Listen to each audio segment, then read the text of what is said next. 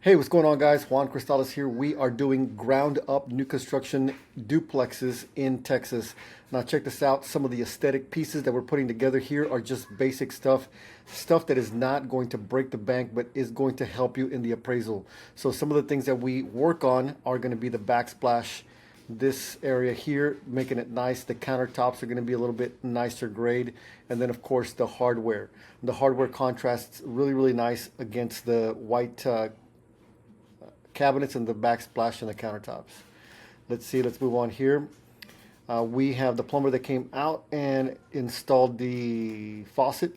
As you can see here, this looks good. We have the matching black faucet. I think it looks fantastic.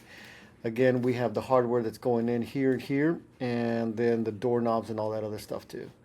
Let's see what else we got going on. This is the hardware for the doors. I know these guys are making little tick marks with their pencils and stuff like that. Not a big deal. We can get that stuff cleaned off. This is going to be the hall bathroom. We got a good bit completed here with the tile work. The little shower spot here in the back that's going to be, it's already finished. And then I showed you guys yesterday, we had somebody ding it here. Nobody fessed up to it yet, but who cares? We'll get it fixed. Then we got the faucets in, we got the handles in, so this is looking great. And we have the lights. If you can see in some of the pictures, we have the can lights already put in. This is going to be in the master bathroom. Now, one of the things that we do that might be a little bit different from other people is that we put the toilet in last. So the plumber ends up coming back because what happens is we do the flooring. All this stuff gets picked up, of course, and cleaned up. But the flooring goes around the base here. And then that way, whenever the plumber comes in, he puts the little thing that settles it, that level. I can't remember the name of it right now, but anyway, so the flange thing that goes here on the bottom, he puts that on top of the flooring, so that way there's no interruption. Because what happens is if you put the toilet in, it's going to have a footprint of something like this, and then the flooring ends up getting cut, and it ends up being kind of a jagged mess. It's just easier if the flooring guys just finish their stuff off first, but that's just a small little tactical thing, nothing too crazy. This is what the bathroom tile looks like finished. Why is this one on this side here? So I get these questions a lot, especially from people that are starting out. This one you see here is going to be a little bit to the left. And then the first one that I showed you guys over here, this one is a little bit more in the center. Why is that?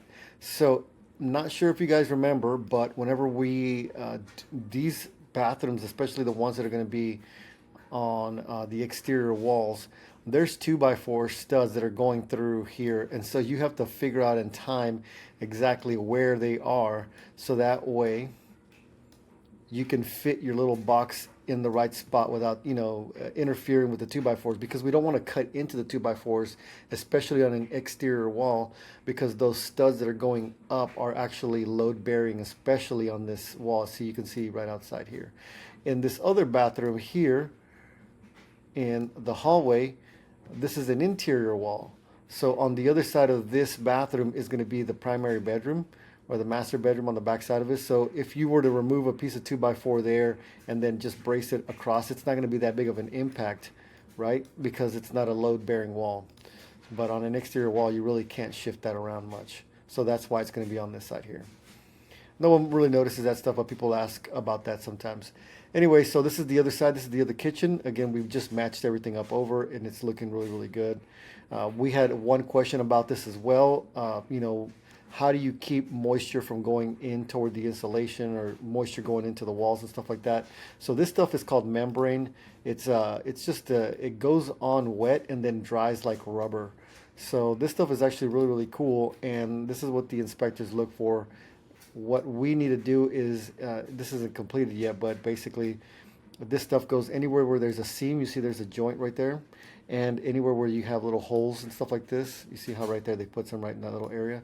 Anywhere you have little holes where you've drilled into the wall to connect to the actual 2x4, those need to be, have some of that red or pink red stuff on it to keep the water out. That is going to be the end of the pictures for today, guys. All right, that's all the updates that we have. This entire project is coming together. We had to send more emails over to the city to request an update on the water meters, because we still don't have clean water at the house. And then we can't do the driveways without doing the water meters first and connecting the clean water, because we're going to tear all that front dirt up, and then we can go ahead and do the rest. But anyways, that's all I got for you guys today. Thanks so much for watching. I want to talk to you guys again soon.